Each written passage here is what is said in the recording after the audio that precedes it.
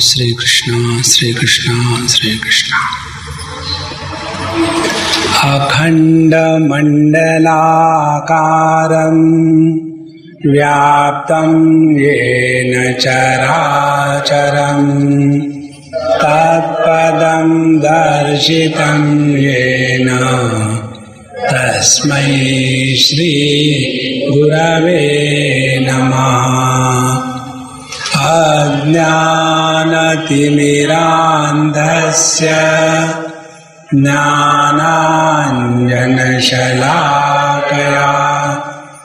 चक्षुरुन्मीलितं येन तस्मै श्री गुरवे नमः। गुरुर्ब्रह्मा गुरुर्विष्णुः गुरुर्देवो महेश्वरः गुरुरेव परं ब्रह्म तस्मै श्री गुरवे नमः। तस्मै श्री गुरवे नमः।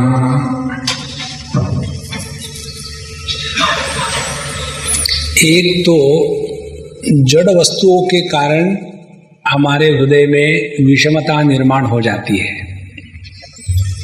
किन वस्तुओं के प्रति महात्म्य, किन वस्तुओं के प्रति द्वेष। जब तक के जगत के वस्तुओं के प्रति, व्यक्तियों के प्रति समत्व की सिद्धि नहीं होगी, तब तक जगत हमारे लिए बहुत भारी बन जाता है। The world becomes too much for us.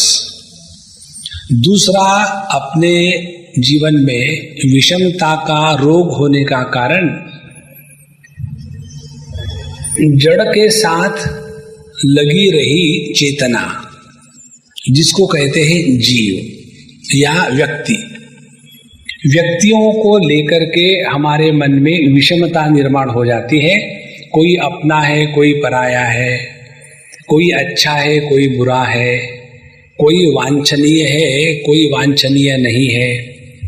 इस प्रकार से जड़ जगत और चेतन जीव, इन दोनों के साथ अपना संबंध प्रस्थापित करते समय विषमता का होना, यह हमारे जीवन का आज का व्यवहार है। और जब तक ये बना रहेगा तब तक के हम संसारी हैं। तो करे क्या? तो हमारे शास्त्र बताते हैं, पहले जड़ जगत के साथ ऐसा व्यवहार करे कि यह जड़ जगत हमको परेशान न करे। और परेशान न करना माने अंतःकरण में समत्व की सिद्धि होना। अच्छा, तो उसके लिए क्या करें? उसके लिए हमको बताया कि हमारा जगत के वस्तुओं के साथ व्यवहार मर्यादा पूर्ण होवे। जब हम वस्तुओं के भोग में अपने आप को निछावर करके रहने लग जाते हैं तो रोग हमारा साथी बन जाता है। तो अपने जीवन में किस प्रकार से नियंत्रण लाया जाए? तो जगत के जड़ वस्तुओं के साथ नियंत्रित व्यवहार करके अंतःकरण में समत्व निर्माण करने के प्रक्रिया को धर्म का जीवन कहते हैं। यदि हम ये कल्पना करें कि हम बड़े धार्मिक हैं और यह धार्मिक जीवन जीते समय जगत के वस्तुओं के प्रति मन में यदि राग द्वेष और वस्तुओं के प्रति मन में भोग बुद्धि बनी रहे तो मन में विषमता निश्चित आएगी। तो यह विषमता को निकालने का पहला मार्ग जड़ जगत के साथ संबंध में है, हम अपने आप को नियंत्रित रखें। जो नियंत्रण बाहर से हम पर थोपा जाता है वह नियंत्रण बंधन कारक होता है। जैसे आप लोग यहाँ आकर के बैठते हो, इसमें दो प्रकार के व्यक्ति हैं। एक जो स्वयं होकर के आए हैं और दूसरे जिनको लाया गया है। तो जो स्वयं होकर के आए हैं उनको कोई परेशानी नहीं होगी, और जो किसी के कारण आए हैं, अब बॉस ने कहा ऑफिस में, अब ना कैसे कहे, अगली कैजुअल लीव नहीं मिलेगी इसलिए चल पड़ो। तो यदि हम किसी के कहने के कारण यहां आए हैं तो निश्चित दुखी होगे, परेशान होगे। तो स्वयं नियंत्रित जीवन हमारे मोक्ष का हेतु होता है और इसी को कहते हैं धार्मिक जीवन। ये धार्मिक जीवन माने क्या? धार्मिक जीवन माने अपने आप को वेल डिफाइंड करके रहना कि इस समय मैं पति हूं, पत्नी हूं, पुत्र हूं, पिता हूं, ऑफिसर हूं। इस प्रकार से अपने व्यक्तित्व को योग्य प्रकार से डिफाइन करके जब हम रहेंगे तो किस समय हमारा क्या कर्तव्य है इसके बारे में मन में कोई संदेह नहीं होगा। और इस प्रकार से अपने कर्तव्य के बारे में संदेह रहित होकर के अपने कर्तव्य को परिपूर्ण करने में अंतःकरण की शुद्धि होती है और इसी के द्वारा हमारा जगत के साथ संबंध ऐसा होता है कि जिसके कारण मन में समत्व प्राप्त हो जाता है। ये सब विचार भगवान के शब्दों में कहे, योगिनः कर्म कुर्वन्ति संगम त्यक्त्वा आत्मशुद्धये। तो इसके द्वारा हम अपने मन में समत्व को सिद्ध करेंगे। अब दूसरा जो संबंध है हमारा वो है इस जगत के जो चैतन्य या जीव है उनके साथ कैसा संबंध रखे। तो उनके साथ संबंध रखने के लिए जो दूसरी प्रणाली है उस प्रणाली को हम देखेंगे। वो प्रणाली ये है कि हमारे मन में जब तक जड़ता का महात्म्य है हम जड़ता को प्राप्त होंगे। जैसे जिस व्यक्ति के मन में पैसे का महात्म्य है वो पैसे को प्राप्त होगा और उसके जीवन का आनंद क्या है, मेरा इतना बैंक बैलेंस है। जितना जितना बैंक बैलेंस बढ़ता जाएगा इतनी इसकी खुशी बढ़ती जाएगी। पैसा किसी और बैंक में है और खुश यहाँ हो रहे और पता चला वो बैंक डूब गई कि इनका यहाँ हार्ट फेल हो गया, लेना न देना, खाओ खाम के परेशानी। अब इस जड़ता से हटने के लिए हमारे शास्त्र दो विचार बताते हैं। एक, हमको अपने आप को जो हम स्वयं चैतन्य स्वरूप है इस चैतन्य स्वरूप का योग्य दर्शन होवे। तो योग्य दर्शन क्या है? योग्य दर्शन एक है परिच्छिन्न और दूसरा है परिपूर्ण। अपने बारे में चैतन्य का परिच्छिन्न या लिमिटेड दर्शन ये है कि हम इस स्थूल देह के उत्पत्ति के पूर्व थे और इस स्थूल देह के अंदर हम हैं और जब ये स्थूल देह नष्ट हो जाएगा तो इस स्थूल देह के नाश के साथ हमारा नाश नहीं होगा। इस प्रकार से जो दूसरी प्रक्रिया का पहला भाग है उसमें हमारे शास्त्र जीव की प्रक्रिया प्रारंभ कर देते हैं। अब जब ये जीव की प्रक्रिया को हम लेते हैं तो हमारा ध्यान जगत के जड़ वस्तुओं के तरफ इस प्रकार से होता है कि इसका प्रभाव जीव के जीवन पर क्या पड़ता है। तो हमको बताते हैं हमारे जीवन में आज जो सुख दुख है, जो अच्छी बुरी बातें हैं, इसके लिए दूसरा कोई जिम्मेदार नहीं, हम स्वयं जिम्मेदार है। और ये जिम्मेदारी कैसी है? जो हमने पहले इस जन्म में आने के पहले जैसा अच्छा बुरा कार्य किया उस अच्छे बुरे कार्य के फल स्वरूप आज हमको अच्छे बुरे कर्म फल मिल रहे हैं। अब ये जब हम समझ लेते हैं केवल बौद्धिक दृष्टि से नहीं, असल में जीवन में उतारते हैं तो इसका स्पष्ट परिणाम ये होगा कि इस जगत में जीते समय हम अपने आप को डिसिप्लिन रखेंगे। ध्यान से सुनना, जब हमको पता चला कि चीनी खाने से हमको डायबिटीज हो रहा है और बढ़ रहा है, ये समझने के बाद फिर हम यदि मिठाई खाते रहे तो हमने केवल पढ़ा है, समझा नहीं। उसी प्रकार से जब हमारे जीवन में ये विचार परिपक्व हो जाता है, इस देह के पूर्व हम थे, इस देह में हम हैं, देह के पश्चात हम रहेंगे, तब हमारे जीवन की जो दृष्टि है वो केवल इस देह में ही बंधी नहीं रहेगी। फिर हमारा विचार होगा कि हम इस जगत में कैसे रहे कि जिसके द्वारा हमारा अगला जन्म सुधर जावे। तो जब हम अपने अगले जन्म को सुधरने के लिए कौन सी दृष्टि प्राप्त करें, इसका सवाल उठाते हैं, तब हमको भगवत गीता के 8वें अध्याय की प्राप्ति होती है। 7वें अध्याय में भगवान ने अपना दर्शन करवाया। रसोहम अप्सु कौन्तेय प्रभास्मि शशि सूर्ययोः।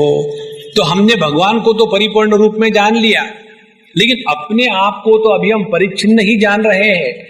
तो जब तक भगवान की प्राप्ति आत्म रूप से नहीं होती, तब तक के उस भगवान से हमको डर के रहना पड़ेगा।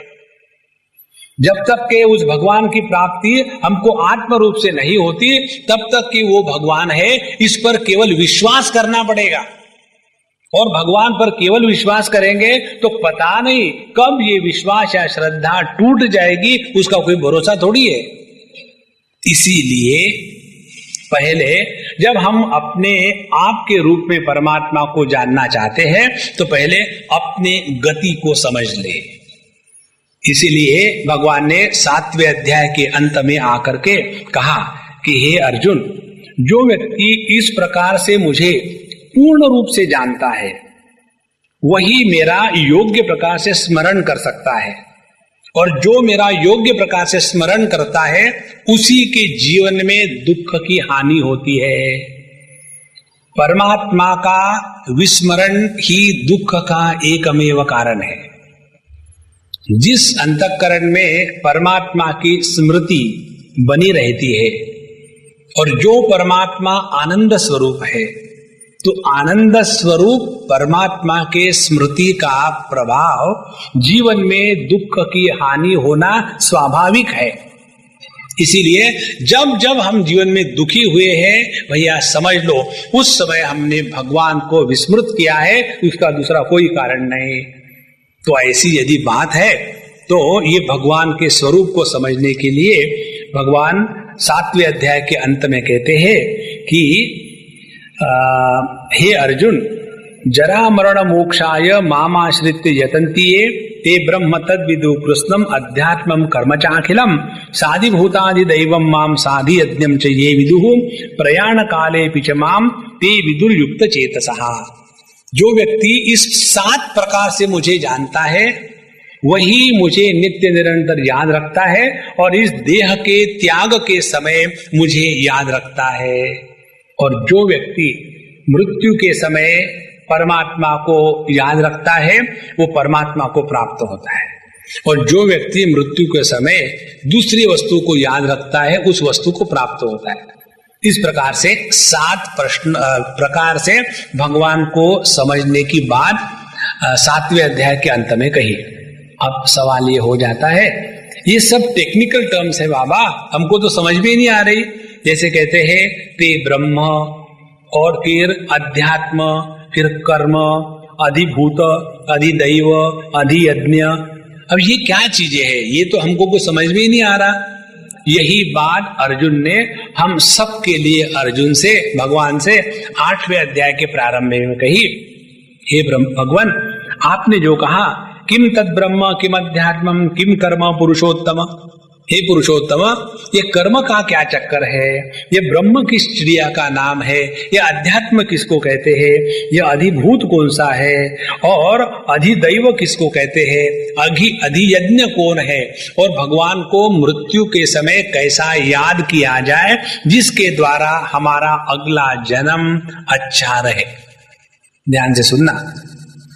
जब हमको अपने अगले जन्म की फिक्र होगी, तब हम इस जन्म में ठीक से व्यवहार करेंगे।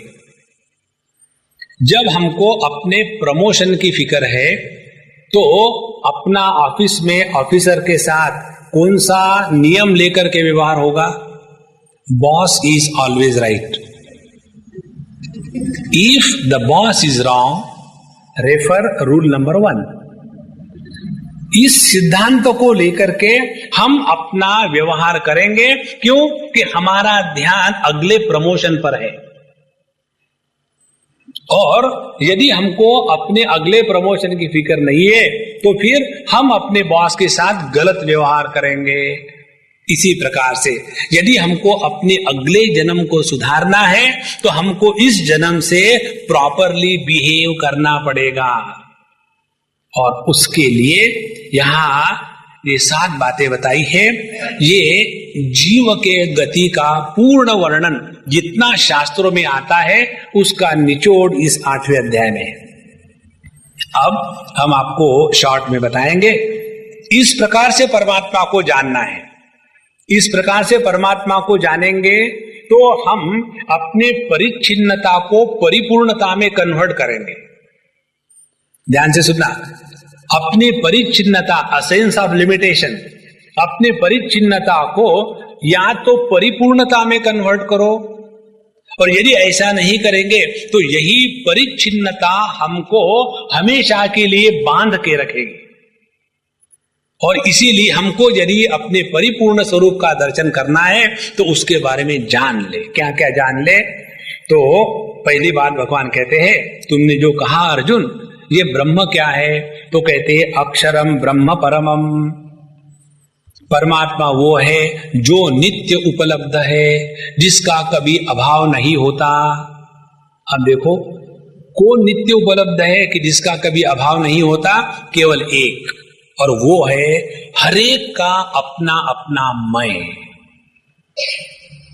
हमको किसी को भी अपने अभाव का अनुभव नहीं आता, तो जिसके अभाव का अनुभव नहीं आता वो है परमात्मा। देखो, आपके हृदय में कन्हैया को बैठा दिया, अक्षरम ब्रह्म परमम, जिसके अभाव का अभाव है और जो अभाव को भी भाव देता है, ऐसा भावात्मक तत्व, उसको कहते हैं ब्रह्म। दूसरी बात, स्वभावः अध्यात्म उच्यते। अब इस भाव में जब सु जोड़ दिया जाए, सुयुक्त भाव, बच्चे सुसु करते हैं ना, तो सुयुक्त भाव कौन सा है? जो भाव के कारण हम रोते हैं। तो स्वभाव अध्यात्म उच्चते। हम जब अपने प्रकृति के, अपने संस्कारों के, अपने वासनाओं के, अपने कर्म विपाक के द्वारा प्रभावित होकर के कार्य करते हैं, वो हमारा स्वभाव बन गया। असलियत क्या है? हमारा मृत्यु नहीं हो सकता। हमारा स्वभाव क्या है? मरने के लिए नित्य निरंतर डरते हैं। हमारे पड़ोसी कल ही चले गए, हमारे दादाजी परसों चले गए, और हमारे साथ जो पढ़ता था वो भी चला गया। अब पता नहीं मैं कौन से नंबर पर खड़ा हूं। आदमी मरने के कारण कभी दुखी नहीं होता, मरने के कारण दूसरे दुखी होते। अपने मरण की ये सबसे सुंदर बात है। मरो स्वयं, पब्लिक परेशान, क्योंकि उनको डिस्पोज करना पड़ता। अपन को क्या, अपन पड़े हैं। समझो मैंने यहां देह त्याग कर दिया, घबराना मत। समझो मैंने यहां देह त्याग कर दिया तो नारंग सांप एक्टिव हो जाएंगे। देखो कितने बढ़िया बात है। अपने शांति में दूसरे को अशांत करना, उसको कहते हैं मृत्यु। तो हमारा स्वभाव ये बन गया है कि परिचिन्नत के साथ हम अपने आप को इतने तादाद में कर चुके हैं कि देह के नाश को अपना नाश समझने लग गए और रोने लग गए। इसीलिए स्वभाव अध्यात्म उच्चते का तात्पर्य यह है, अपने असलियत को छुपा करके अपनी जो असलियत नहीं है उसको अभिव्यक्त करना, उसको कहते स्वभाव। तो जैसे कोई कोई व्यक्ति का स्वभाव रोने का होता है। आजकल क्या करें, बड़े दुखी है, क्या हो गया क्या हो गया। पहले तो हमारे पास अच्छी कार थी 6-7, आजकल के 4-5 ही कार बची है, दुखी हो रहे। माने दुखी होने के लिए उनको कोई कारण नहीं चाहिए। एक्सपर्ट इन बिकमिंग मिजरेबल, स्वभावः अध्यात्म उच्चते। फिर भूत भावोद्भव करहा विसर्ग कर्म सन्निधः।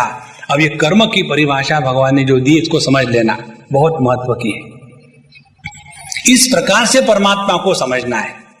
तब अपने अंतःकरण से विषमता समाप्त हो जाएगी। किस प्रकार से? यह जो सृष्टि है, ये सृष्टि किस प्रकार से, उदाहरण से समझ ले। अभी हम गए थे लोनावला कैंप के लिए बच्चों के साथ, तो वहाँ पानी का एक बहुत बड़ा ऐसा कैनल है, वो चल रहा था। उसके बगल में हम खड़े थे, हमको बड़ा आनंद आ रहा था।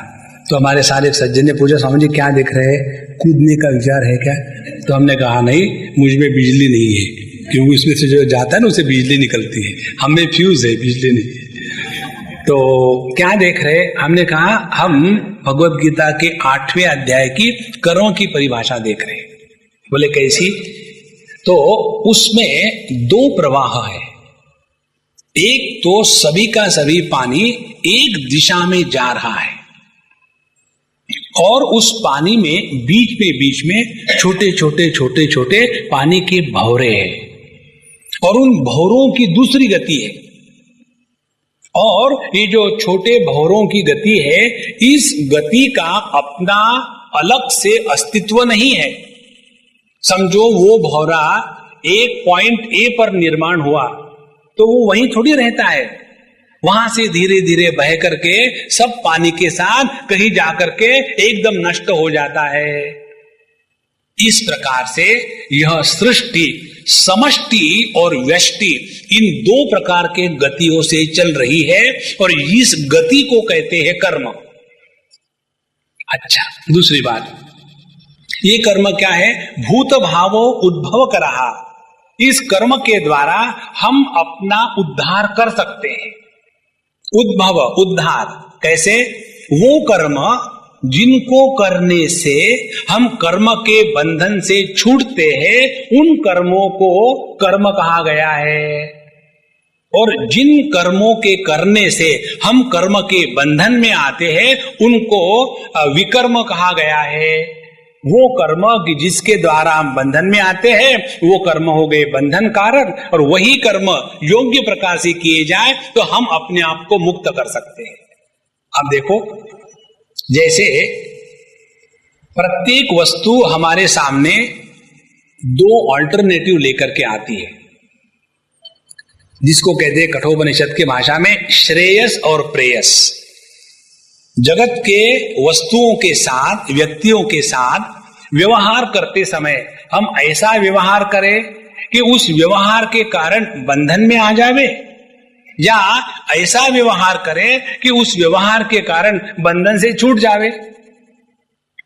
हमारे सामने ऐसा ट्रैफिक आता है कि जिसके द्वारा हम ठीक से निगोशिएट करके अपने गंतव्य स्थान पर पहुंच जावे, या ऐसे निकले कि बीच में 2-4 लोगों को ठोक करके एक बार हम भी मर जाए। Choice is ours. इसीलिए कर्म उसको कहते हैं कि यह स्वातंत्र्य परमात्मा ने हमको सबको दिया है कि ये तुम्हें स्वातंत्र्य है। अब इस कर्म के द्वारा तुम अपने आप का भला करो या अपने आप का सत्यानाश करो। तुम्हारे दोनों ही प्रोजेक्ट्स में मैं तुम्हारा साथी हूं।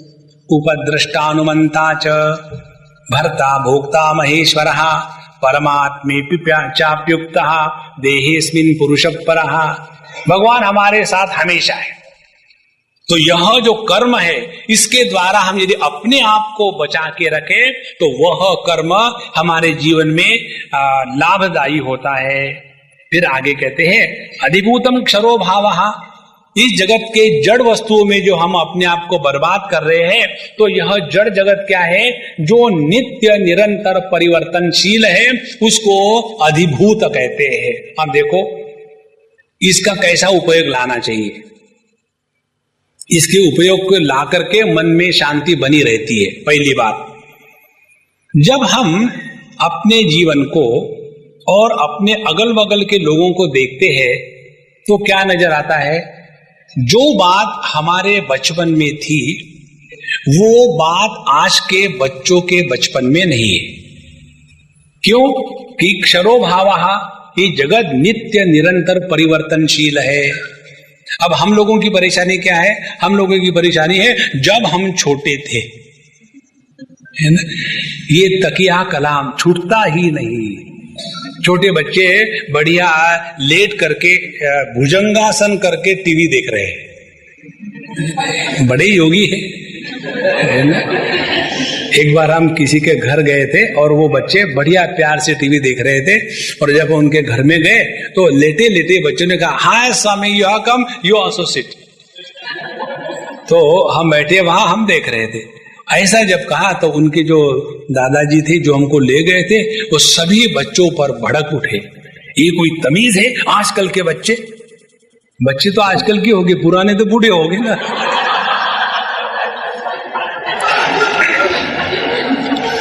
तो पूरा बढ़िया माहौल चल रहा था, बच्चे इतना आराम से वो टीवी देख रहे थे और हमको भी टीवी देखने का मौका मिल रहा था। हम आपको बताए एक बात, हम बड़े हो के थक गए।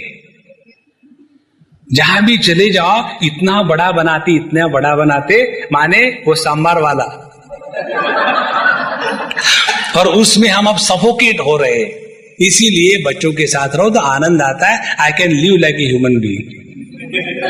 तो उनके साथ बैठे और शुरू हो गया, आजकल के बच्चे ऐसे, आजकल के बच्चे वैसे। देखो भैया, अपने मन को शांत रखने का एक तरीका ये है कि जब जगत के जीवों के साथ व्यवहार करते हैं तो ये स्वीकार कर लेना, ये जगत नित्य निरंतर परिवर्तनशील है।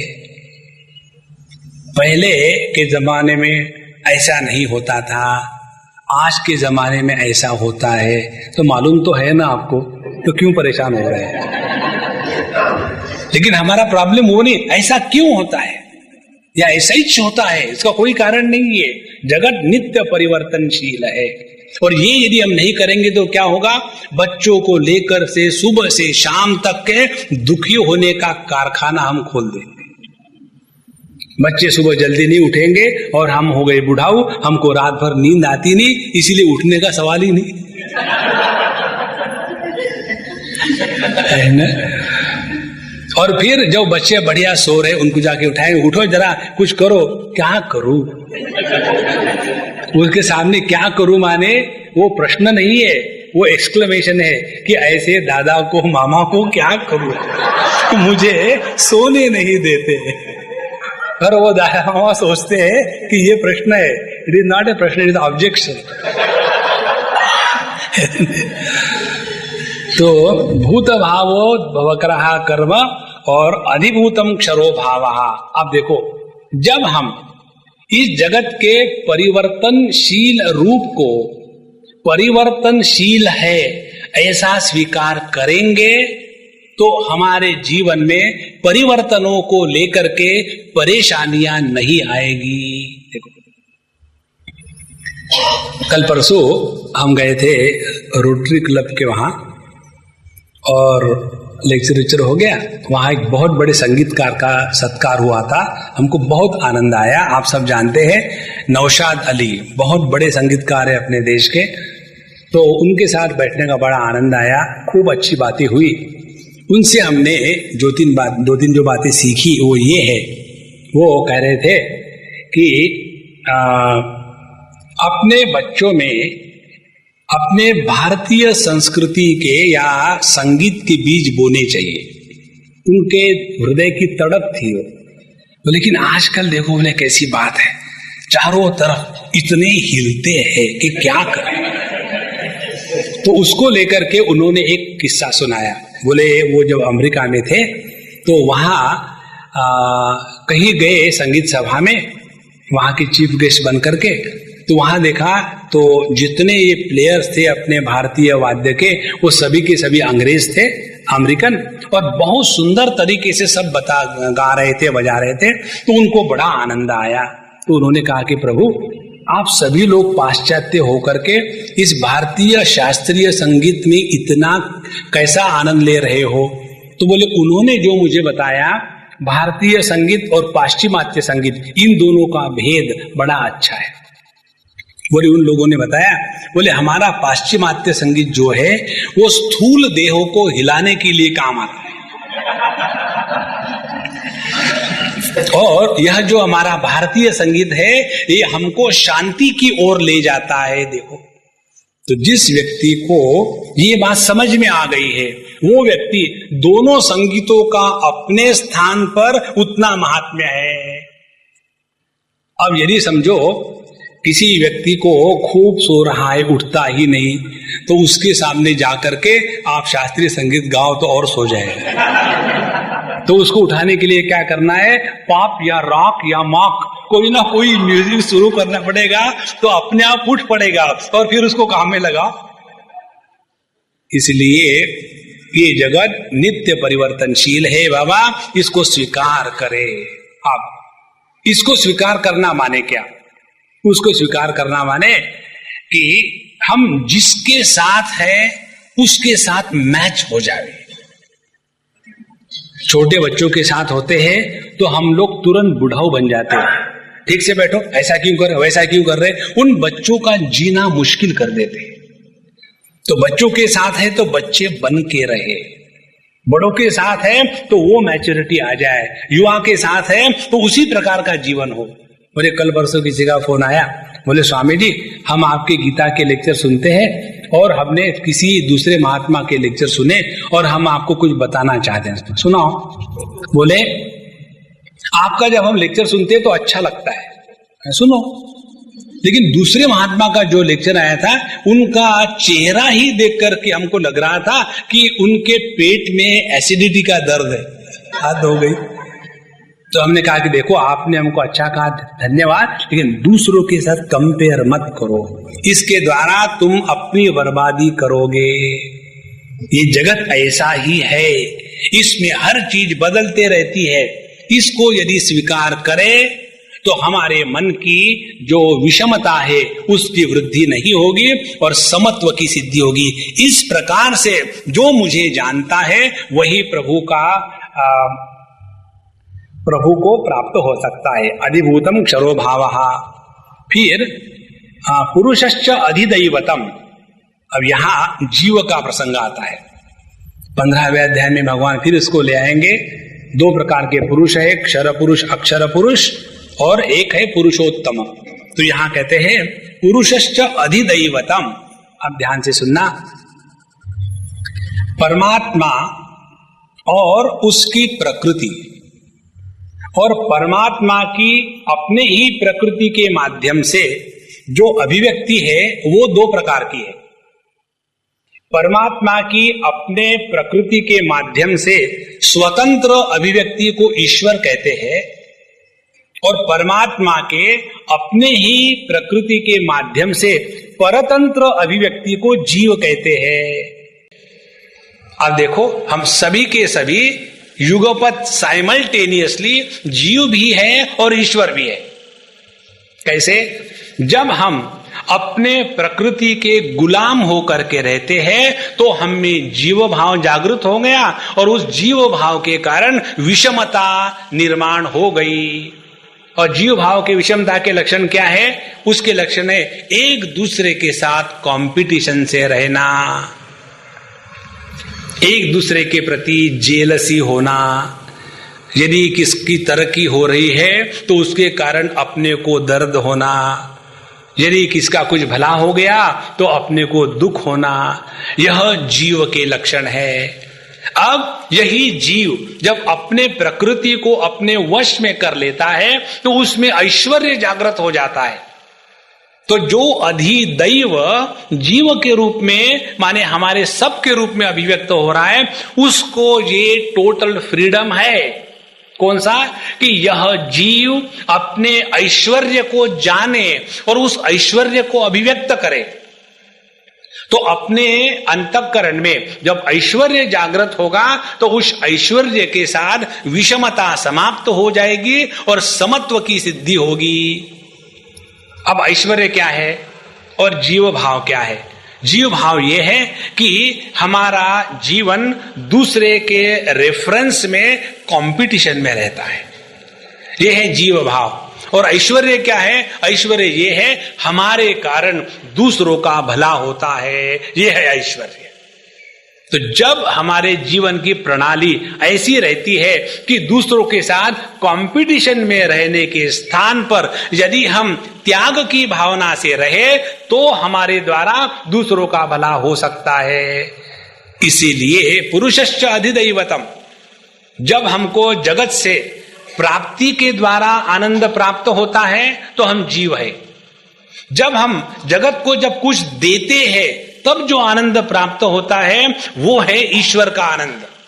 उदाहरण के लिए जैसे भिन्न प्रकार के प्रोग्राम्स होते हैं, हम जब जाते हैं कई प्रोग्राम करने नए स्थान पर, लोगों को मालूम नहीं होता तो वो हमको पूछते, स्वामी जी आप आएंगे तो आप क्या लेंगे?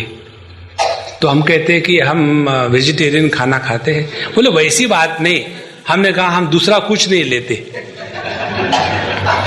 हम चाय भी नहीं लेते। नहीं वैसी बात नहीं, बात कैसी है? बोले आपकी सुपारी कितनी है? तो हमने प्रभु ये सुपारी का चक्कर शादी से लेकर के वो अंडरवर्ल्ड तक है ना। शादी में भी सुपारी, भगवान के सामने सुपारी, उसके बाद हमको आपकी सुपारी मिल गई है। तो हमने कहा ये सुपारी का चक्कर क्या है? बोले स्वामी जी आप इस मार्केट में नए नए हैं क्या? तो हमने हो सकता कि हम वेल मार्केटेड नहीं है। तो हमने कहा आप सीधी भाषा में कहो ना, ये शास्त्रीय भाषा का हमको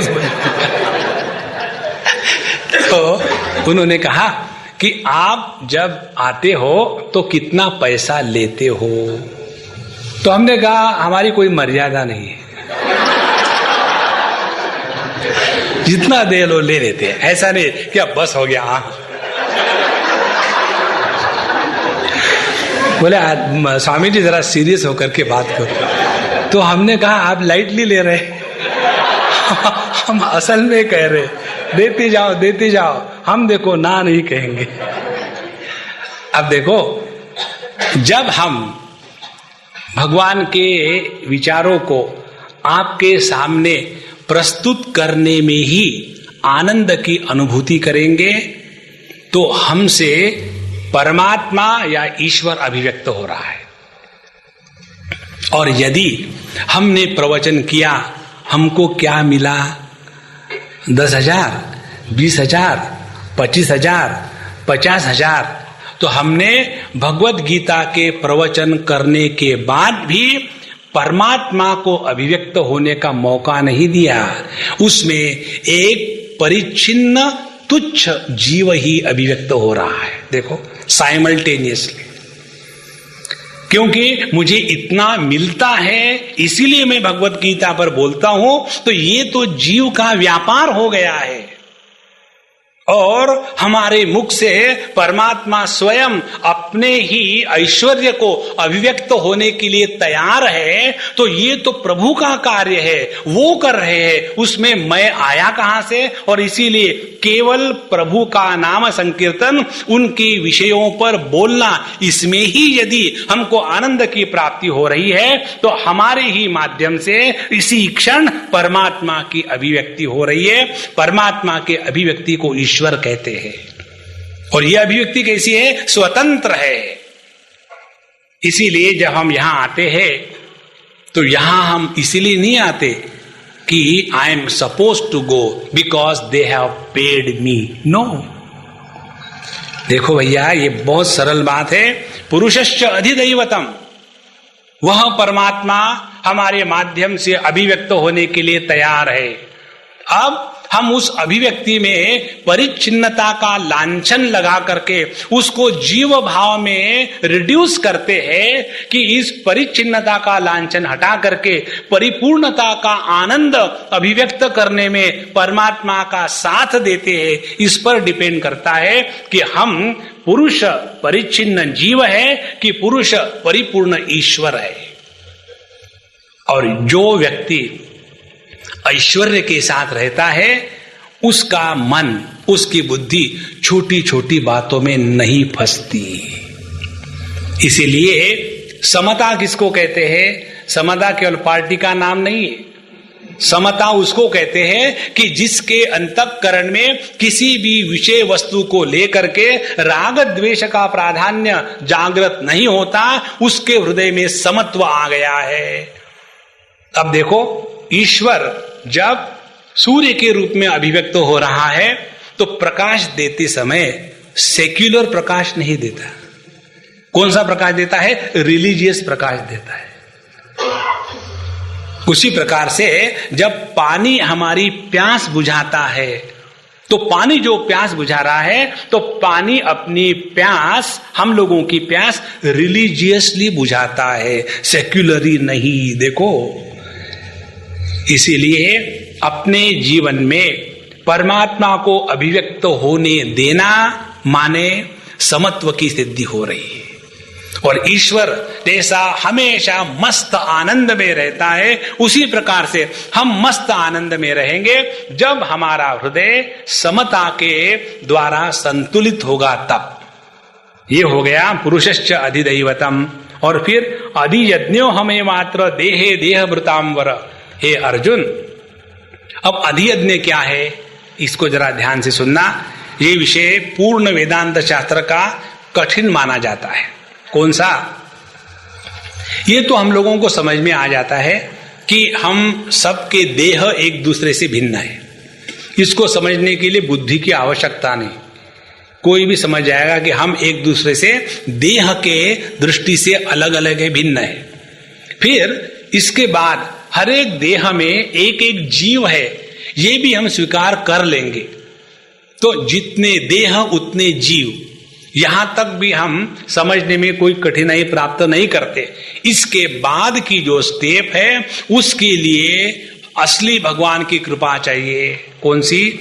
कि जितने जीव है ये सभी के सभी जीव एक ही परमात्मा की अभिव्यक्ति होने के कारण एक है, अलग अलग नहीं है। देखो, देह के दृष्टि से भेद को स्वीकारने के लिए कोई कठिनाई नहीं, जीव के दृष्टि से अलग अलग स्वीकार करने को कोई कठिनाई नहीं, लेकिन ये सभी जीव एक है, एक ही परमात्मा की अभिव्यक्ति है। जहां हमारी दृष्टि इस एक तत्व पर जाएगी वहां हमने अधियज्ञो हमें मात्र देहे देह भृतांबर। हे अर्जुन, सभी देहों में, सभी देहों का परिपोषण पालन करने वाला जो एकमात्र तत्व है वह मैं हूं। इसको जानने के लिए क्या किया जाए? तो हमारे जीवन में भक्ति साधना करना आवश्यक है। हमने 6वें अध्याय तक तो योग साधना, कर्म साधना करके अपने आप को शुद्ध पवित्र बना लिया। अब ऐसे शुद्ध पवित्र अंतःकरण के द्वारा ये जो हमारी शक्ति है इसको कहाँ लगावे? तो अपने अंतःकरण के शक्ति को परमात्मा में लगाना है भक्ति के माध्यम से। इसीलिए भक्ति कायरों का स्थान नहीं है। कई लोगों के मन में विचार ये आते हैं, oh those who are weaklings they believe in God. No, those who have real courage and strength of their heart they alone believe in the Lord. जो कायर है वो भगवान से डर के भाग जाते।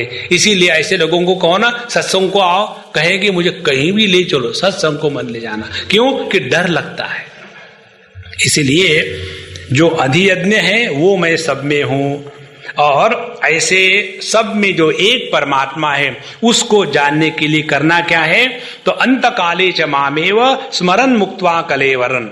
तो जो व्यक्ति इस देह का त्याग करते समय मेरा स्मरण करता है वही मुझे प्राप्त हो जाता है।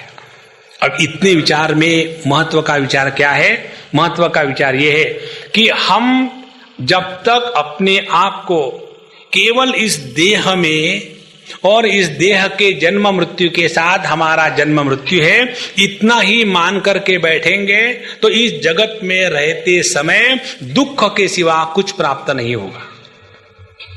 और जब हम अपने आप को इस देह के रहना न रहना इसके परे जब स्वीकार करेंगे तो जगत के सुख दुख के द्वारा विचलित नहीं होंगे, हमारा संतुलन बना रहेगा। कैसे? यदि आप ये कल्पना करो 9 बजे हम लोगों का ये विचार शुरू हुआ और भगवान की दया से और उन्हीं की दया से 10:30 बजे बंद होगा, ये आप सबको मालूम है। इसीलिए आप 1.5 घंटे बैठ लेते हो। यदि हमको ये कल्पना होवे कि 9 बजे से 10:30 बजे तक इतना ही हमारा जीवन है, तो सभी के सभी दुखी होंगे, सिर्फ मैं नहीं दुखी होऊंगा, क्योंकि मेरा दूसरा प्रवचन है। वहां के लोगों को दुखी करना है। तो आपके दुखी न होने का कारण क्या है? कोई बात नहीं, और 1 घंटा बाकी है, कोई बात नहीं, और 15 मिनट बाकी है, कोई बात नहीं, अब 5 मिनट बाकी है, अब स्वामी जी कहने ही वाले हैं पूर्णमदः पूर्णमिदं लिबरेटेड, है ना। तो हम ये 1.5 घंटा यदि उसमें आनंद की अनुभूति नहीं कर सके तो हम सह सकते हैं।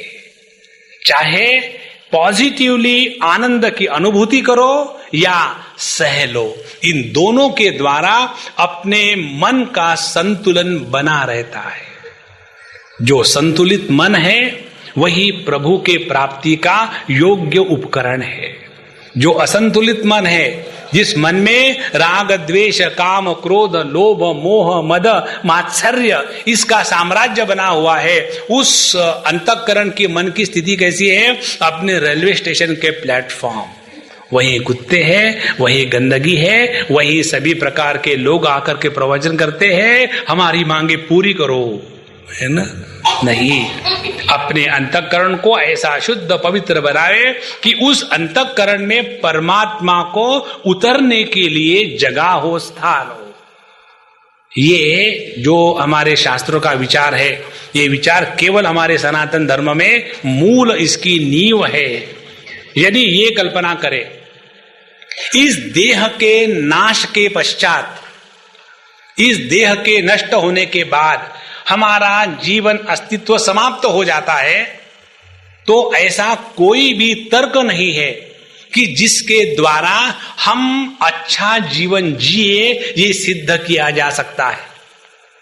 यदि मुझे ऐसी ही समझो बुद्धि है कि इस देह के मरने के पश्चात सब सिनेमा समाप्त हो गया, तो फिर चाहे जो करो, अपने इस जीवन को एकदम हा हा हू करके बताएंगे, चाहे दूसरा उसमें मरे, दूसरों को लूटना पड़े, दूसरे को मारना पड़े, how does it matter? I am going to live only up to this body's existence, therefore enjoy. It will lead to a chaotic society. तो हम अपने आप को कैसा सुधार सकते हैं? इस जीवन में जो कुछ हम कर रहे हैं उसका सब रिकॉर्डिंग हो रहा है महाराज, और इसका हिसाब जब तक के पूरा नहीं होगा तब तक के छुटकारा नहीं है। तब आदमी गलत कर्म करने से अपने आप को बचा सकता है, अन्यथा नहीं। इस प्रकार से इस जीव भाव को और पुनर्जन्म को स्वीकार करके हम अपने तर्क की बैठक जो हमको सद्विचार सदाचरण करने को लगाती है, उसको योग्य प्रकार से निर्णय दे सकते हैं, अन्यथा नहीं। अच्छा, इसके बाद सवाल आता है कि हमने समझो ये देह छोड़ने की तैयारी की, अब हमको देह छोड़ के जाना है। अब ये देह छोड़ के जाते समय क्या होता है? अब इसके बारे में बहुत महत्व की बात है। कहते हैं भगवान, यम यम वापि स्मरन् भावम त्यजत्यन्ते कलेवरम तम तमे वैति कौन्तेय सदा तद्भाव भावितः। जब हम इस कमरे से बाहर निकलेंगे तो कहां जाएंगे, इसका निर्णय उस आखिरी समय के संकल्प के अनुसार होगा। जो हमारा आखिरी संकल्प होता है उस संकल्प के अनुसार हमारा अगला जन्म होता है। इसके शास्त्र में अनेक प्रमाण हैं, 1-2 प्रमाण आपको हम देंगे। जैसे भागवत महापुराण का प्रमाण देंगे। एक बहुत बड़े ऋषि थे, भरत ऋषि, और उनका मन एक हिरनी के बच्चे में लग गया। ऐसा कुछ हुआ कि वो अपना पूजा पोथी भगवान का नाम दर्शन करते थे और जंगल में रहते थे। एक बार एक गर्भवती हिरनी पानी पी रही थी, उतने में उस हिरनी ने जोर से शेर की आवाज सुनी, तो वो इतनी डर गई कि डर के मारे उसका गर्भपात हो गया। वो छलांग लगा के चली गई और जो छोटा बेबी डियर था वो पानी में गिर गया। तो जब उस ऋषि ने अपने सामने ये सब देखा तो उन्होंने उस बच्चे को बचाया और अपने पास रखा। अब वो बेबी डियर का बड़ा प्यार कर रहे, उसको बोतल से दूध पिला रहे हैं। और फिर वो आकर के वहां दुर्वांकुर जो हमारे गणेश भगवान को चढ़ाने हैं, अब गणेश जी हो गए सेकेंडरी और उसको पिलाने लग गए, खिलाने लग गए। धीरे धीरे धीरे समय बीतता गया, उनका उस हिरण के बच्चे में मन लग गया, आसक्त हो गया। लेकिन हिरण का बच्चा जब जवान हो गया तो किसी हिरनी ने सीटी बजाई और उसके साथ ही चल पड़ा। पता नहीं हिरण सीटी बजाते कि हिरनी, मुझे कब मालूम नहीं, क्योंकि मैं दोनों भी नहीं हूं। अच्छा, वो चला गया। अब जब वो चला गया, अब ये महात्मा जी अब परेशान, वो मेरा इतना प्यारा बेटा अब कहाँ होगा। जब मैं पूजा करता था कितना नॉटी था वो, आकर के अपने सिंगों से मुझे ऐसा खुजलाता था। उसको मालूम था मुझे कब कहाँ खुजली लगती है। जब वो खाना खाते थे, अब देखो मुझे याद है जब भी मैं खाने के लिए लेता था उसी समय आकर के मुझे ऐसा मस्का लगाता था कि मैं उसको खिलाता था। अब पता नहीं वो कहाँ होगा, कहीं ये जंगली जानवरों ने उसको कहीं मार तो नहीं दिया होगा। परमात्मा छूट गया और हिरण के बच्चे का नित्य निरंतर स्मरण जारी रहा। और जब उन्होंने देह त्याग किया, उस हिरण के बच्चे के स्मृति के कारण उनको अगला जन्म हिरण का मिला। कहानी खत्म नहीं, अब शुरू है। My dog is so intelligent Swami ji. You know, when I come from outside, he knows this is my car. और फिर वो खिड़की है ना, वहां एक कुर्सी रखी है, वो वहां बैठा रहता है कि मेरा बॉस कब आएगा, मेरा मालिक कब आएगा। जब मैं आ जाता हूं तो वो दरवाजा खोलने के लिए इतना सबको परेशान करता है, और जब मैं आ जाता हूं इतना जबरदस्त जंप मारता है, as if he is jumping out of his skin. You know why? He really loves me doggy. सुबह से शाम तक गॉड को तो पेंडिंग कर दिया, डॉग को पकड़ लिया। सब उल्टी दुनिया है प्रभु। और फिर उस डॉग को करते करते वो बिस्तर में भी डॉग, खाने में भी डॉग, जहां भी जाएंगे डॉग, और उनका पूरा जीवन डॉगमय। और ऐसा डॉगमय जीवन जीते जीते यम यम वापि स्मरण भावम त्यजत्यन्ते कलेवरम, उस डॉग की स्मृति लेकर के जब देह का त्याग होगा तो अगला जन्म, वाह वाह वाह,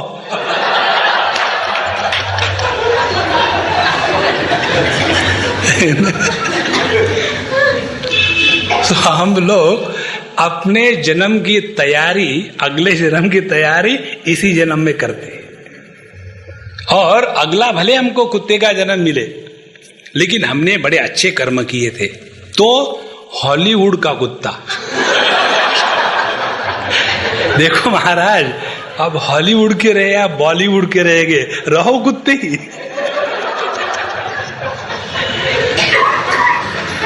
इसीलिए हमारे शास्त्र बताते हैं जो हमारे मन का अंतिम विचार होगा, उस अंतिम विचार के अनुसार हमारे मन का आकार होता है। भागवत शास्त्र बताते हैं कि हम देह कैसा त्याग करते हैं। 15वें अध्याय में भी भगवान यहां बताते हैं, हम देह ऐसे नहीं कि इस देह के बाहर निकल गए और फिर ढूंढ रहे, अरे कहां जाऊं, ऐसे थोड़ी होता है। पहले हम दूसरा देह धारण करते हैं, दूसरा देह धारण करने के बाद फिर ये जो प्रेजेंट बॉडी है इसका त्याग करते हैं। उत्क्रामंतम स्थितम वापि भुंजानम वा गुणान्वितम 15वें अध्याय में भगवान बताते हैं कि हमने इस देह का त्याग करने के पूर्व संकल्प के द्वारा एक भावना देह ग्रहण किया होता है, और वो संकल्प देह को ग्रहण करने के बाद फिर इस देह का जो आकार है इससे हमारा तादात्म्य छूट गया। तो हमारा संकल्प यदि कुत्ते का था तो वो आकार ले करके यह जीव अब कुत्ते का आकार लेकर के घूम रहा है। तो कहां फिट होगा वो? यदि गोदरेज की चाबी होगी तो वो कहीं दूसरे ताले में थोड़ी लगेगी, वो तो कुत्ते के ही ताले में लगेगी। वहां जाके फिट हो गया। I am feeling very comfortable. अच्छा है, क्यों कि कुत्ता बन के निकले, कुत्ते में घुसे। इसीलिए भैया अपने मन को नित्य निरंतर प्रभु के नाम से ओतप्रोत कर देना है।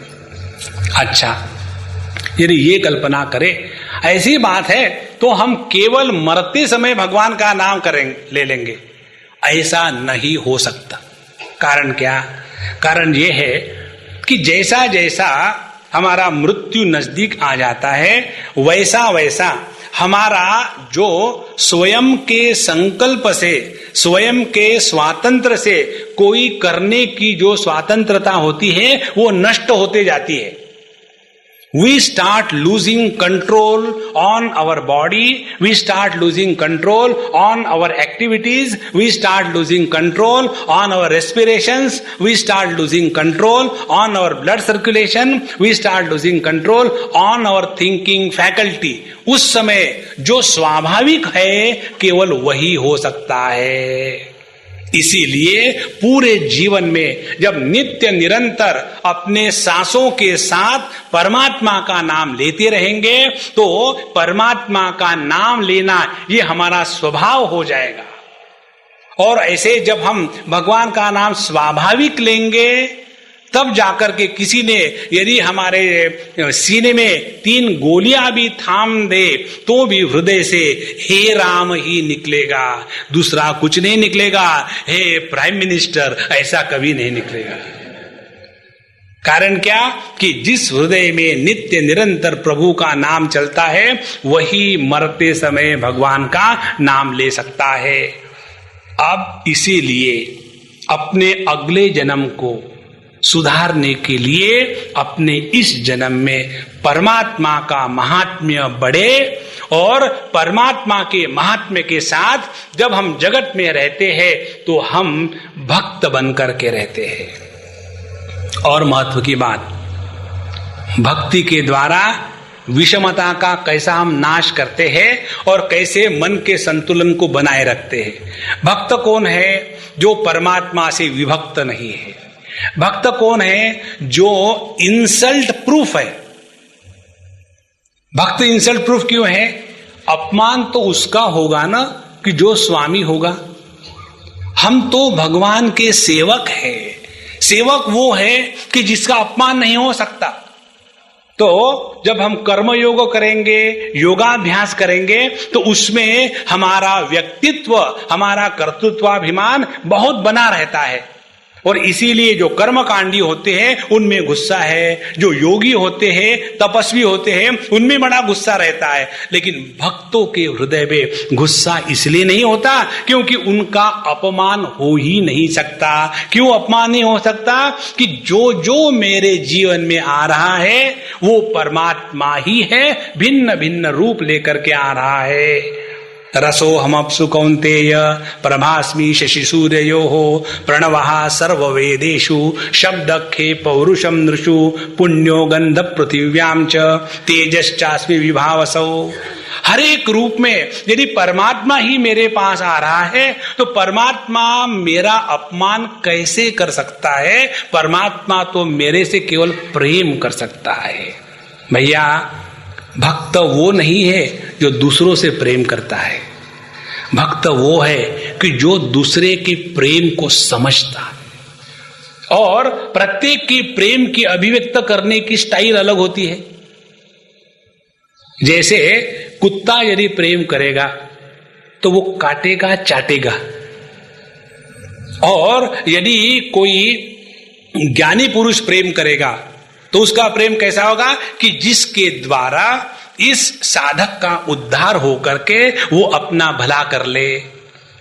तो प्रेम की अभिव्यक्ति भिन्न होती है, लेकिन होता है प्रेम ही। इसीलिए भक्त वो है जो अपने जीवन में आने वाले प्रत्येक अनुभूतियों में प्रभु का अनुग्रह का अनुभव करता है। वो व्यक्ति कभी भी विषमता को प्राप्त नहीं होगा। और इसीलिए भगवान यहां बताते हैं कि अपने पूरे जीवन में सबसे महत्व का यदि कोई विषय है तो परमात्मा ही होना चाहिए। जिसके हृदय में परमात्मा का निवास है स्मृति के माध्यम से, क्योंकि हृदय हमारा जो अंतःकरण है वो विचारमय है। उन विचारों में परमात्मा यदि विषय होगा तो विकारों में कन्वर्ट नहीं होगा। जिन विचारों का विषय भगवान है वो विचार कभी विकार नहीं बनते, और जिन विकारों में जगत नाम का विषय है वह विकार कभी विचार नहीं बन सकते। हम सभी के सभी विकारों के शिकार है, विचारों के नहीं है। जो कहते हैं ना कि हमारे विचार बहुत आते हैं और हम बड़े दुखी होते हैं, वो विचार थोड़ी है, विचार नहीं है, वो विकार है, उसी के कारण दुखी है। इसीलिए विकारों को विचारों में बदलने का एकमात्र तरीका उसके अंदर जो विषय है उन विषयों को हटा करके परमात्मा को उसमें भर दे, तो मन में अपने आप शांति और समत्व आने लगेगा। अच्छा महाराज, इसीलिए 7वें श्लोक में भगवान इस 8वें अध्याय का हृदय बताते हैं। कहते हैं तस्मात् सर्वेषु कालेषु माम अनुस्मर युध्य च। इसलिए अर्जुन अपने हृदय में मुझे रखो और सबके साथ झगड़ा शुरू कर दो। माम अनुस्मर युध्य च। देखो ये जो विरोधाभास दिखता है ना शास्त्रों में, इसका तात्पर्य ठीक से समझना है। ये उपदेश भगवान अर्जुन को दे रहे हैं और युद्ध का प्रसंग है, इसीलिए भगवान ने युद्ध च कहा है।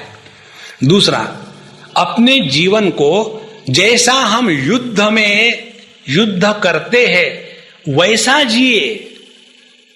युद्ध कैसा करते हैं? युद्ध करते समय कंप्लीट कमिटमेंट होता है।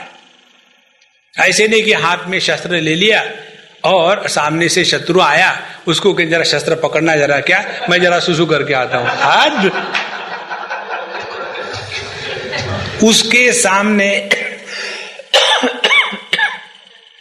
आने के बाद हमारी कमिटमेंट इतनी होती है कि अपने लक्ष्य को प्राप्त किए बगैर दूसरा कोई विचार नहीं।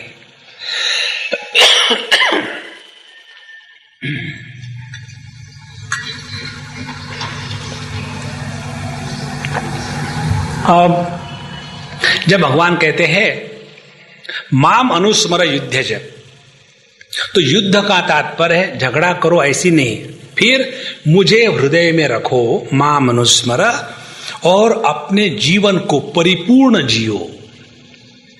एक बार एक व्यक्ति ने हमको प्रश्न पूछा था, Swami ji what is spiritual साधना?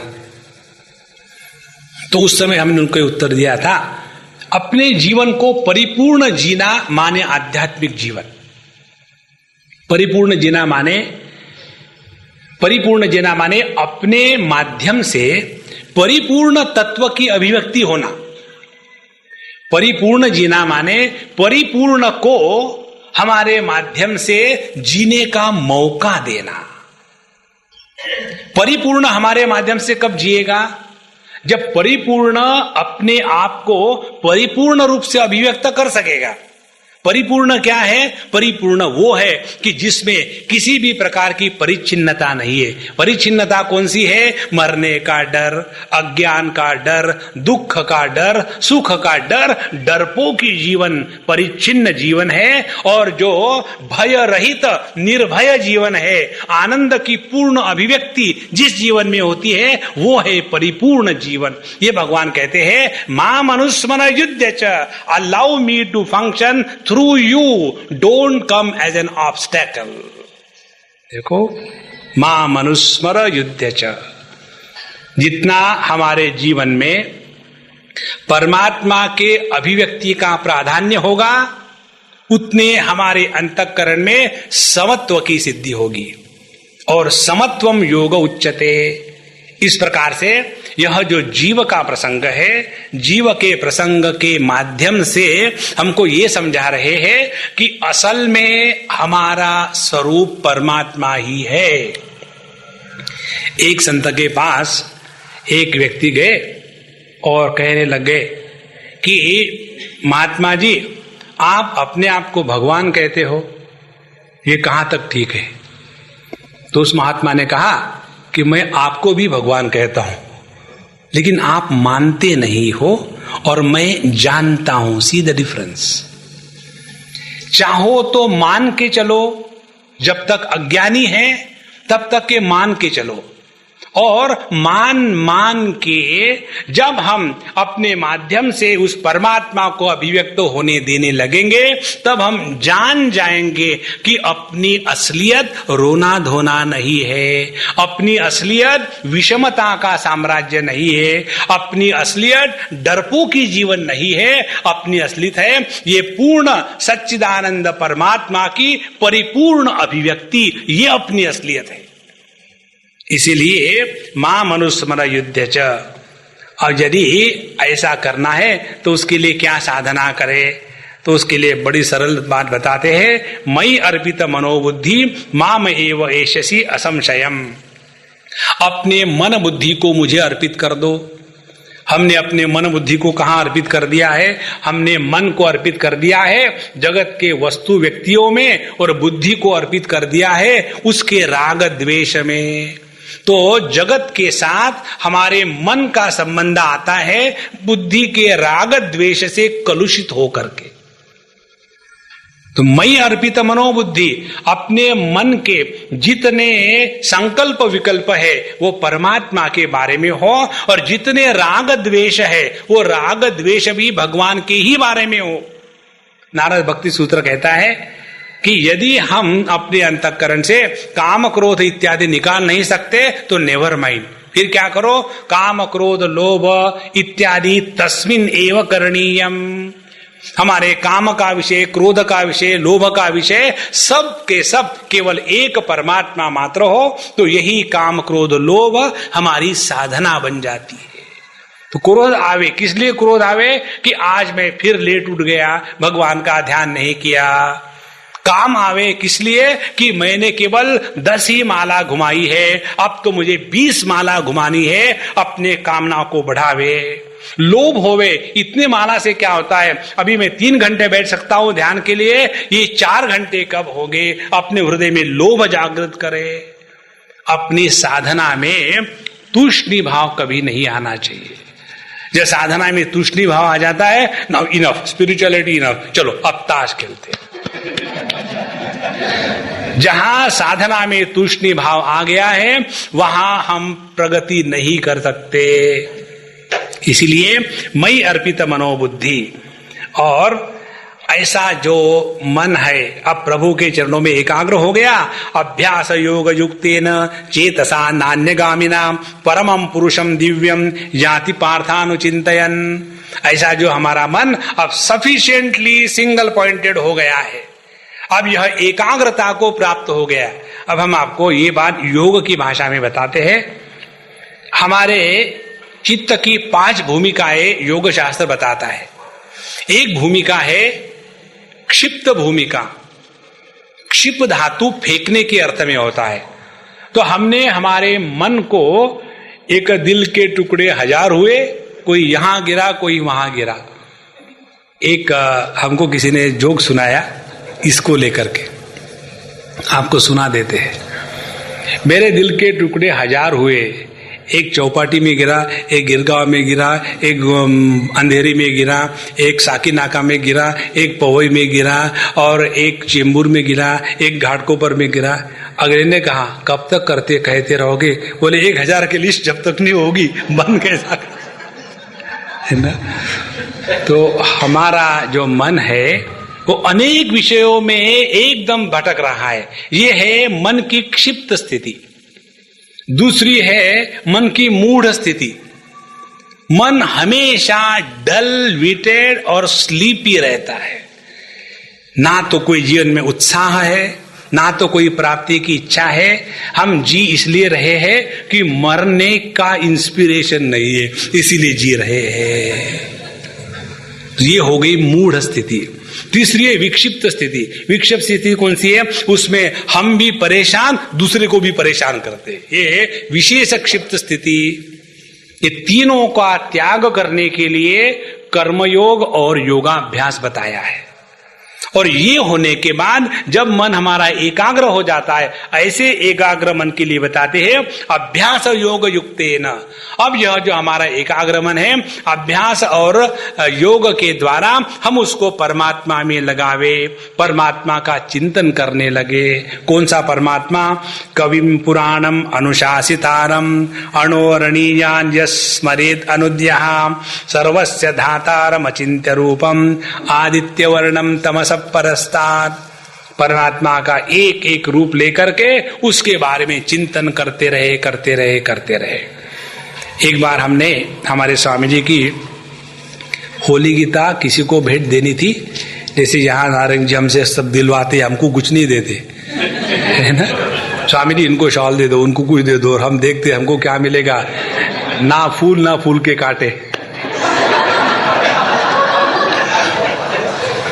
और फिर हम ही बोलते हैं त्यागे नहीं कि अमृतत्व मान।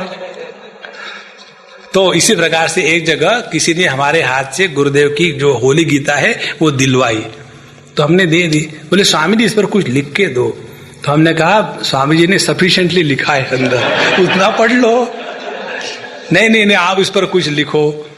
तो हमने कहा कि उन्होंने कुछ कम लिखा कि आपके लिए मैं और लिख दूं। बोले नहीं कुछ तो भी लिख तो दो, कुछ आशीर्वाद करो। तो उस समय हमने उनको, वो गणित के प्रोफेसर थे, अमेरिका की बात है, तो हमने उनको लिख दिया था 1 घंटा अध्ययन, 1 आवर श्रवण या स्टडीज। उसके बाद 22.5 घंटे उसके ऊपर मनन, 23.5 घंटे हो गए, और आधा घंटा उसके ऊपर ध्यान। ऐसे 24 घंटे रोज जियो जब तक आप जिंदा है या मैं जिंदा। इतना करो।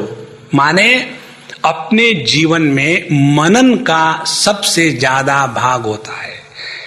24 घंटे में हम पढ़ नहीं सकते, 24 घंटे भगवान का माला लेकर के नाम नहीं ले सकते। करना क्या है? अपने मन को ये न के न प्रकारेण, जिस प्रकार से हो घुमा फिरा करके इस प्रभु के चिंतन में ले आवे। इसीलिए जो इस प्रकार से अनुस्मरेद, यहां जो नित्य निरंतर स्मरण करता है, और प्रयाण काले मनसा अचलेन भक्त्या युक्तो योग बलेन चैव भ्रुवोर मध्य प्राणमावेश सम्यक सतम परम पुरुषम उपैति दिव्यम। अब मरने की तैयारी करो। कहते हैं कि मरते समय प्रयाण काले मनसा अचलेन, अपना मन अब जो अचल हो गया, स्थिर हो गया है, और हमारा मन जिंदे समय स्थिर नहीं है, तो मरते समय कहां स्थिर रहेगा? जो व्यक्ति पूरा जब अपने शक्ति से युक्त होता है उस समय मन को नियंत्रण में नहीं ला सकता, वो मरते समय कहां अपने मन को कंट्रोल में रखेगा? देखो भैया, बुढ़ापे में सबसे ज्यादा परेशान कौन करता है अपने को? अपना मन। और कैसे परेशान करता है कि उसको पुरानी यादें आने लग जाती है। जाने कहां गए वो दिन,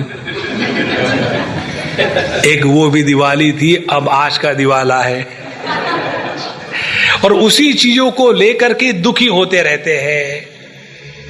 या तो दूसरा, इससे बोर हो गए, फिर हमारा मन दूसरी टेक्निक निकालता है, पता नहीं आगे क्या होने वाला है, मेरे ऐसा है, बच्चा यहाँ है, बीबी वहां है, ये है वो है, लेकिन अब तो मुझे कोई चाहता ही नहीं। सब कहता है कि पापा आप कहीं आश्रम में साधना कैंप नहीं हो रहा क्या? अब चले जाओ घर से, आपके जाने से बड़ी आपको शांति मिलेगी, और असल में हमको शांति मिलेगी। जब व्यक्ति को ये महसूस होने लग जाता है कि now I am unwanted by everybody, इससे बढ़कर के जीवन में मृत्यु का और कोई अनुभव नहीं है। इसीलिए मनसा अचलेन, अपने मन को पूरे जीवन में प्रभु के नाम में लगा करके उसमें स्थिर करवाने के बाद फिर कहते हैं भक्त्या युक्तो, अपने हृदय में प्रभु की भक्ति भरपूर भरी हुई है। ऐसे समय योगाभ्यास के द्वारा यह जो जीव है, ये योग शास्त्र में आता है, हमारे जो 5 प्राण है, प्राण अपान व्यान उदान समान, इसमें से जो उदान वायु होता है, उस उदान वायु का स्थान है अपने नाक से लेकर के मूर्धा, यहां तक उदान वायु का स्थान होता है। तो इस स्थान में उदान वायु का वास है।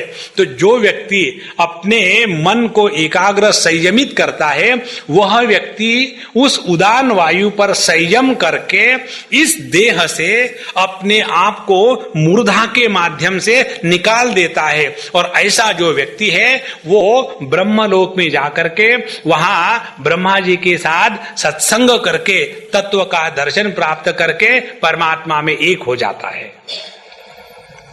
और जो व्यक्ति ये करने में समर्थ नहीं है, क्यों कि पूरा जीवन राग द्वेष विषमता इसी में नष्ट कर दिया और मरते समय बस डॉग की ही याद आती रही, तो वो व्यक्ति अपने आप को इस देह से अपने स्वातंत्र से नहीं निकाल सकता। इसीलिए जब मृत्यु आती है तो जितने अपने स्पिंक्टर होते हैं, स्पिंक्टर माने जितने छेद है उनको बंद करने की जो दरवाजे है, वो दरवाजे, उसके ऊपर जो हमारा कंट्रोल है, वो कंट्रोल धीरे धीरे ढीला होने लग जाता है। और जब ये कंट्रोल ढीला हो गया तो हमको अभी इस देह से निकलने के लिए चॉइस नहीं है। नीचे का दरवाजा खुला है तो वहीं से निकल गए अध योनि में। इसीलिए हम जब तक इस देह में है और अपने आप को देह से परिच्छिन्न समझते हैं, तब तक ये हमारा कर्तव्य बन जाता है कि हमारा पूर्ण जीवन भगवान के स्मृतिमय होवे। और अपने जीवन का सबसे श्रेष्ठ यदि कोई विषय है तो परमात्मा, और उसी परमात्मा के नाम चिंतन स्मरण में रहते रहते अपने मन को संयमित करें। और जब यह मृत्यु का समय आता है, उस समय एकदम अपने आप को अपने मूर्धा के द्वारा निकाल देवे। उसके बाद की जो गति है वो सद्गति है। और यदि हम दूसरे माध्यम से निकल जाते हैं तो हम दुर्गति को प्राप्त हो जाते हैं। हम देखो, ये स्वीकार करें हम या न करें, choice is given to us by the Lord. इस जन्म के बाद आपको अपना उद्धार करके प्रभु के साम्राज्य में जाना है, या इस देह का त्याग करके फिर वही पशु पक्षियों की योनि जहां हमको कोई स्वातंत्र नहीं है वहां जाना है। ये स्वातंत्र भगवान ने हमको यहां दिया है। इसीलिए अपना भला करने के लिए भगवान कहते हैं सर्वद्वाराणि संयम्य मनोहृदि निरुद्ध च मूर्ध्याधायात्मना मनः प्राणम आस्थितो योगधारणाम ओम इति एकाक्षरम ब्रह्म व्याहरन् माम अनुस्मरम यहाँ प्रयाति त्यजन देह स याति परमाम गतिम।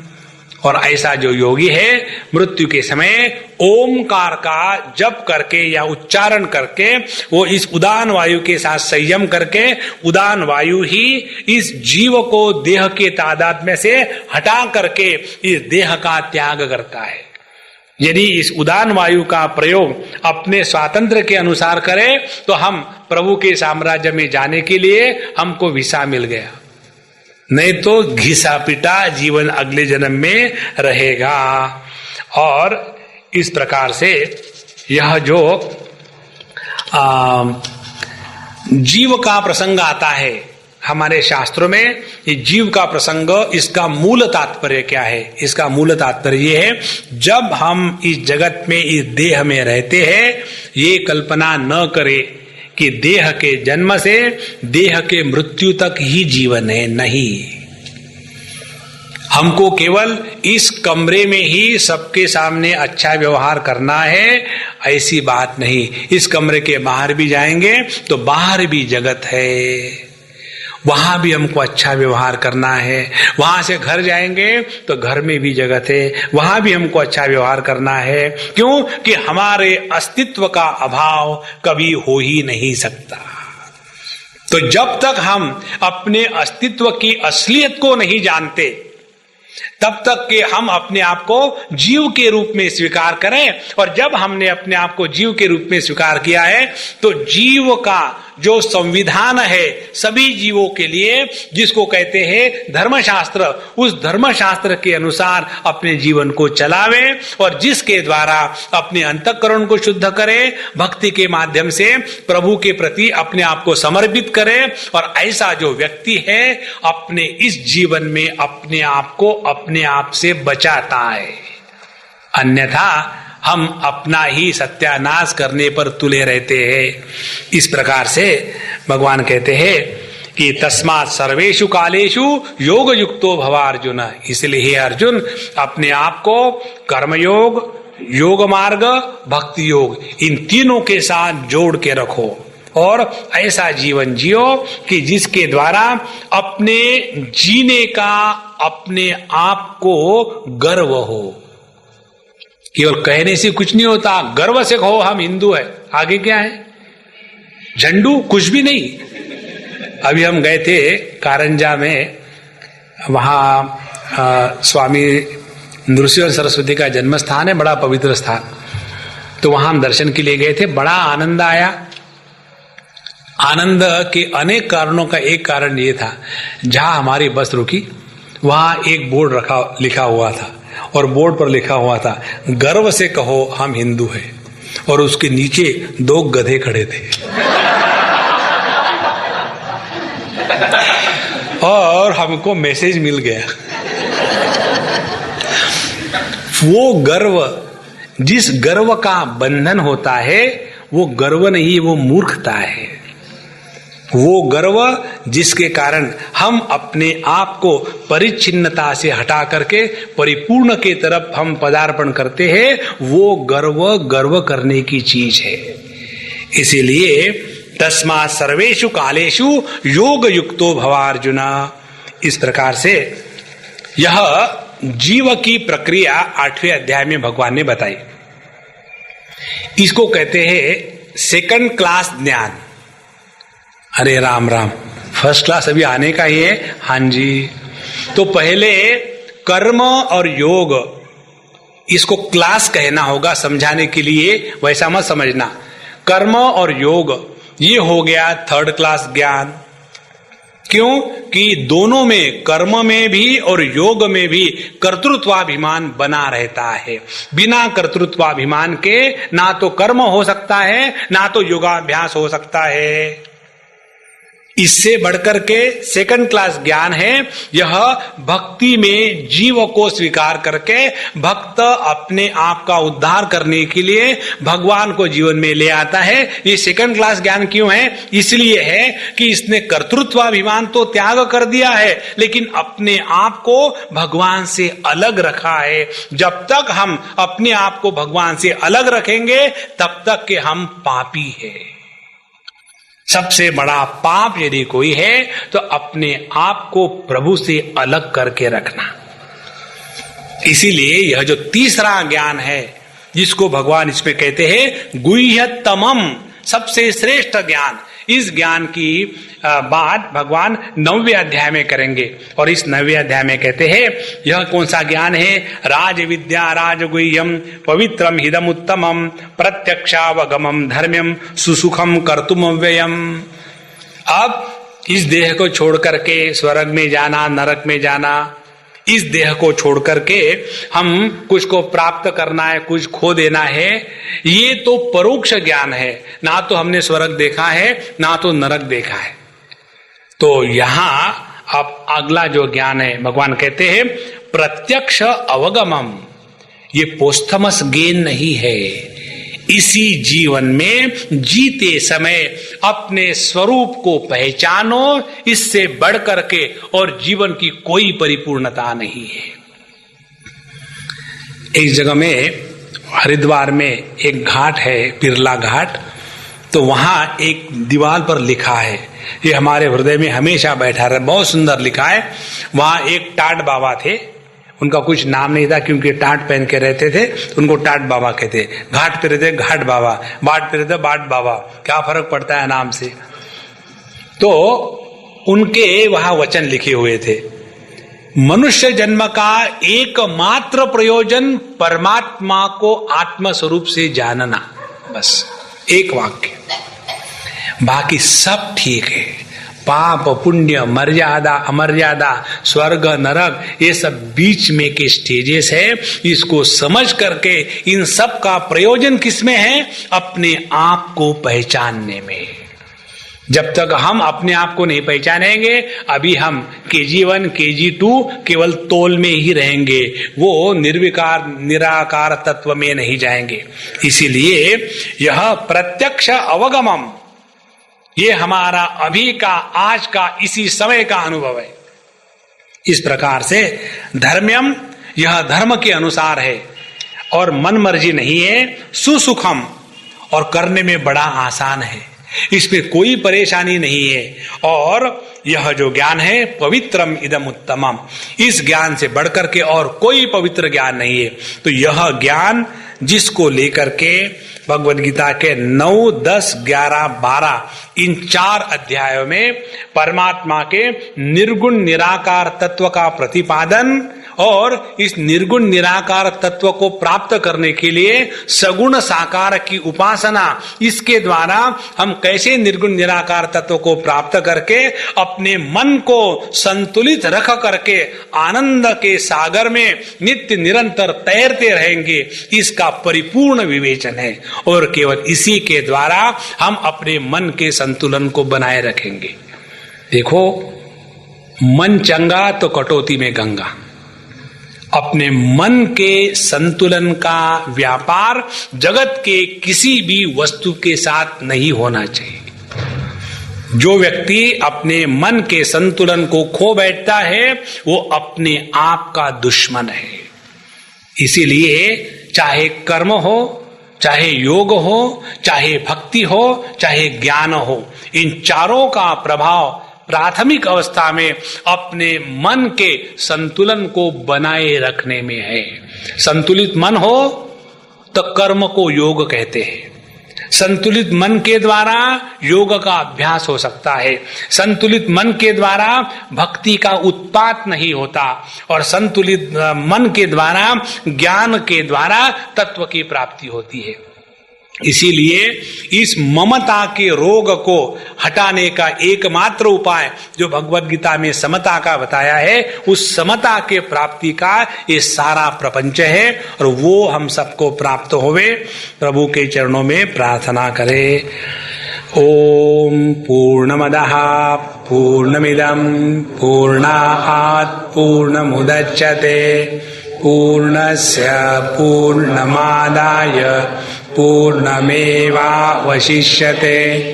ओम शांति शांति शांति।